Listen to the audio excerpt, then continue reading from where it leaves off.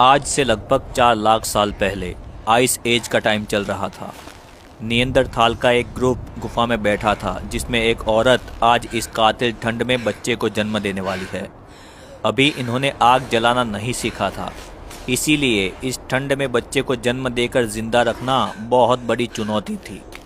Temperature -30 से -50 degree Celsius तक पहुंच जाता था। प्रेग्नेंट औरत को गुफा के एकदम एंड में 2 औरतें लेके गई। कुछ नियंदरथाल मर्दों ने गुफा की ओपनिंग पर पत्थर रख दिए ताकि ठंडी हवा अंदर ना आ सके। कुछ घंटे सब लोग शांत बैठे और फिर एक बच्चे की किलकारी उठी। प्रेग्नेंट औरत ने एक लड़के को जन्म दिया था।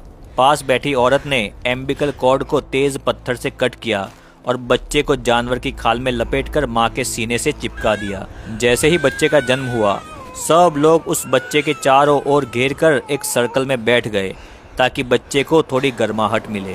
नया जन्मा हुआ बच्चा मां के सीने से लगा हुआ था।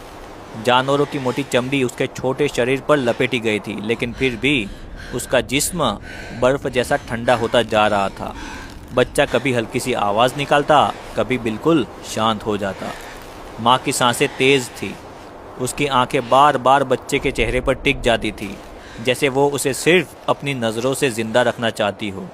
गुफा के बाहर हवा और भी ज़्यादा गुस्से में थी।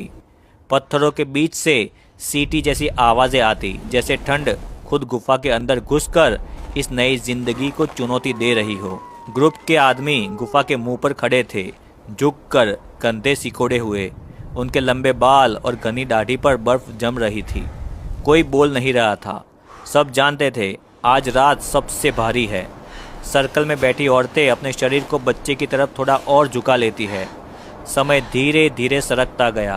गुफा के अंदर अंधेरा और गहरा होता गया।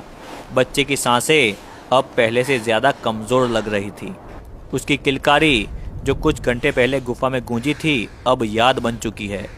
माँ ने बच्चे को और ज़ोर से अपने सीने से चिपकाया, जैसे वो अपनी जान उस बच्चे के अंदर डालना चाहती हो। एक बूढ़ी औरत आगे आई, जिसके बाल सफ़ेद और आंखें गहरी थी। उसने बच्चे के छोटे से चेहरे को देखा और फिर माँ की आंखों में झांका। कुछ कहने की ज़रूरत नहीं थी। माँ समझ चुकी थी कि ठंड जीत गई है। सुबह होने से पहले जब गुफा के बाहर आसमान हल्का नीला हुआ, बच्चे की सांस बिल्कुल रुक गई थी। कोई चीखा नहीं, कोई ज़ोर ज़ोर से रोने की आवाज़ नहीं, सिर्फ एक भारी खामोशी। ग्रुप के लोग उठ खड़े हुए। बच्चे के लिए कोई शब्द नहीं थे, कोई रस्म नहीं थी, सिर्फ एक काम था, उसे इज्जत से इस दुनिया से विदा करना था। 2 मर्द गुफा के बाहर गए।